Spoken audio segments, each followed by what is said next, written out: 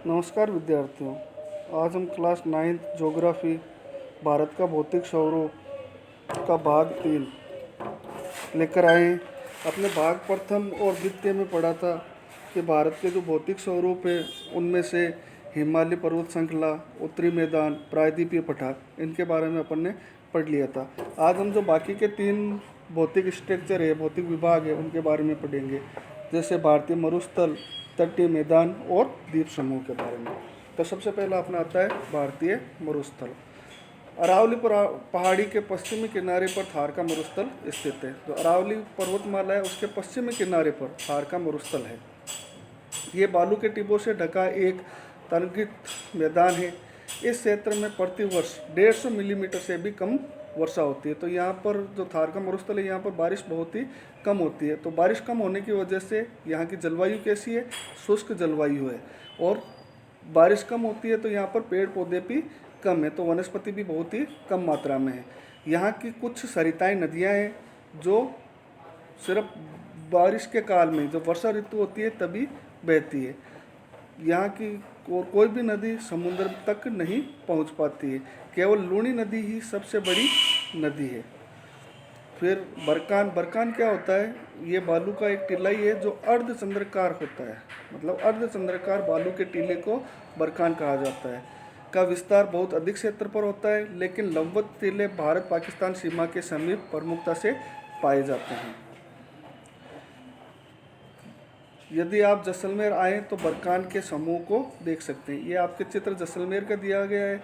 तो यहाँ पर देखो पानी की किल्लत का ये डायग्राम भी आपको दिख रहा है कि भाई पानी की कितनी किल्लत है। यहाँ पर महिलाएं देखो टोली बनाकर पानी के लिए दूर दूर तक जाती है और पानी लाती है। फिर अपना दूसरा स्ट्रक्चर आता है तटीय मैदान। प्रायद्वीपीय पठार के किनारों संकीर्ण तटीय पट्टियों का विस्तार है। ये पश्चिम में अरब सागर से लेकर पूर्व में बंगाल की खाड़ी तक विस्तृत है।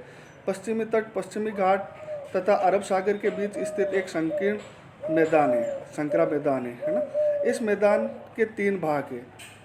तट के उत्तरी भाग को कोंकण, जिसमें मुंबई तथा गोवा आता है, मध्य भाग को कन्नड़ मैदान एवं दक्षिणी भाग को मालाबार तट कहा जाता है। बंगाल की खाड़ी के साथ साथ विस्तृत मैदान चौड़ा एवं समतल है। उत्तरी भाग में इसे उत्तरी सरकार कहा जाता है, जबकि दक्षिणी भाग को कोरामंडल तट के नाम से जाना जाता है। बड़ी नदियां जैसे महानदी, गोदावरी, कृष्णा तथा कावेरी इस तट पर एक विशाल डेल्टा का निर्माण करती है। और चिल्का झील पूर्वी तट पर स्थित एक महत्वपूर्ण भूलक्षण है। अब देखो चिल्का झील के बारे में आप जानते हैं तो एक विशेष चीज़ बताई गई है कि चिल्का झील भारत की खारे पानी की सबसे बड़ी झील है। मतलब खारे पानी की सबसे बड़ी झील कौन सी है? चिल्का झील। कहाँ स्थित है? ये उड़ीसा, ठीक है ना, उड़ीसा में स्थित है और महानदी डेल्टा के दक्षिण में स्थित है। अब अपन पढ़ते हैं द्वीप समूह। आप पहले ही देख चुके हैं कि भारत का मुख्य स्थल भाग अत्यधिक विशाल है।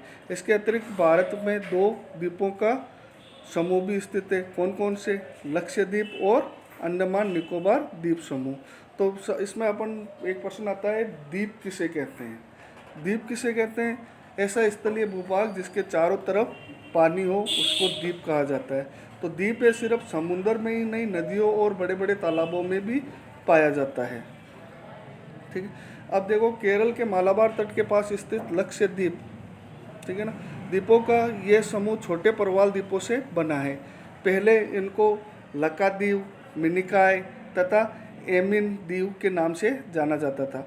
1973 में इनका नाम लक्षद्वीप रखा गया। यह 32 वर्ग किलोमीटर के छोटे से क्षेत्र में फैला है। कावरती द्वीप लक्षद्वीप का प्रशासनिक मुख्यालय है। इस द्वीप समूह पर पादप तथा जंतु के बहुत से प्रकार पाए जाते हैं।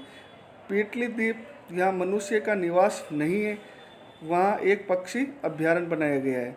अब बंगाल की खाड़ी में उत्तर दक्षिण की तरफ फैले द्वीपों की श्रृंखला की ओर ध्यान दीजिए। अंडमान एवं निकोबार द्वीप, ये द्वीप समूह आकार में बड़ी संख्या